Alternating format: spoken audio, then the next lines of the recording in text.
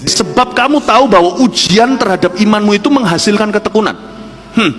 Saya tanya, berarti di sini ketekunan itu buah atau biji? Buah, bukan biji. Sebab ada ayat berikutnya, dan biarlah ketekunan itu memperoleh buah yang matang. Buah itu dari biji. Buah yang matang supaya kamu menjadi sempurna dan utuh dan tak kekurangan sesuatu apapun. Berarti ketekunan bukan buah, ketekunan itu benih. Pagi ini saya dapat satu forwardan, saya dapat satu ilustrasi waktu saya baca dalam salah satu grup WA yang dimana istri saya kirim sesuatu. Itu bagus sih. Kalau Anda pegang kopi, ya kan? Ini saya meminjam ilustrasi orang lain. Anda pegang cangkir, dalamnya ada kopi.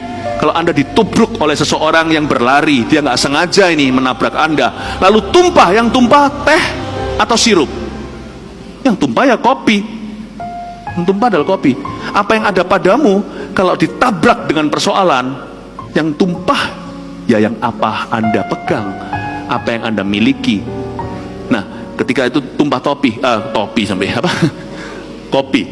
dan dikatakan di Alkitab di sini dengan jelas bahwa biarlah ketekunan itu memperoleh buah yang matang, karena ujian terhadap imanmu di ayat sebelumnya dikatakan menghasilkan ketekunan.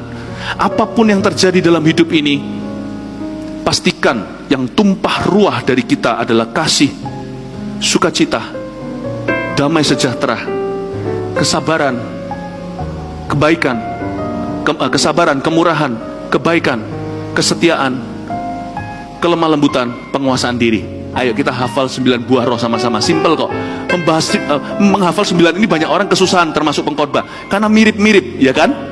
Jadi kita bagi 9, bagi tiga kategori, oke? 3 pertama itu love, joy, peace, kasih, sukacita, damai sejahtera. Katakan kasih, sukacita, damai sejahtera. Oke, 3 berikutnya ya. Kesabaran, kemurahan, kebaikan. Kesabaran, kemurahan, kebaikan. 3 terakhir, kesetiaan, kelemah lembutan, penguasaan diri. Katakan 1, 2, 3. Kesetiaan, kelemah lembutan, penguasaan diri. Ayo semua 9 sekarang merem, kita bisa hafal. 1, 2, 3. Kasih, sukacita, damai sejahtera, kesabaran, kemurahan, kebaikan, kesetiaan, kelemah lembutan, penguasaan diri. Itu yang harus tumpah.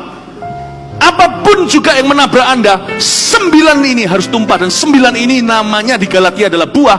Tapi ketika masalah tiba, 9 ini adalah biji. Always remember this.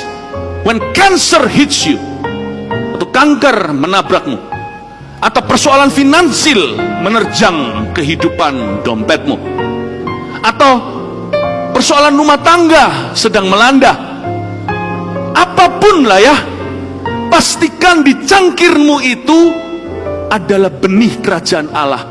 Pastikan yang tumpah ruah adalah kopi, bukan cairan yang lainnya. Pastikan yang jatuh ke tanah itu ketekunan.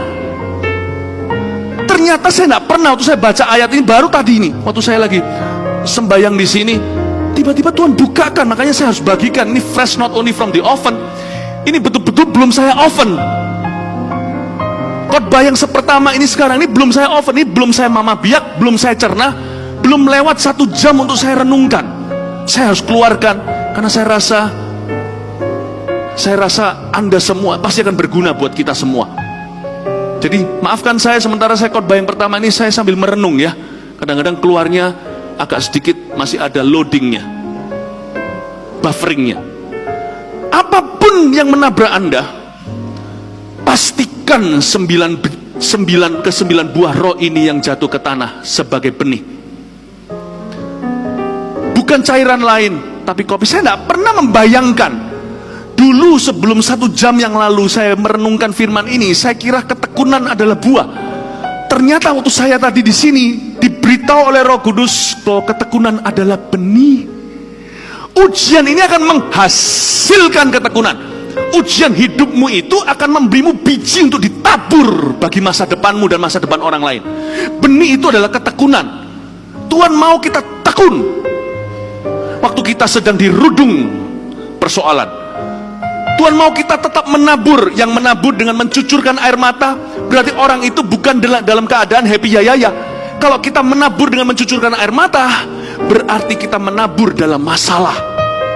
Bapak ibu saudara, ketika Anda dirundung persoalan, jangan berhenti menabur biji-biji Tuhan. Amin, Bapak ibu. Paham itu ya?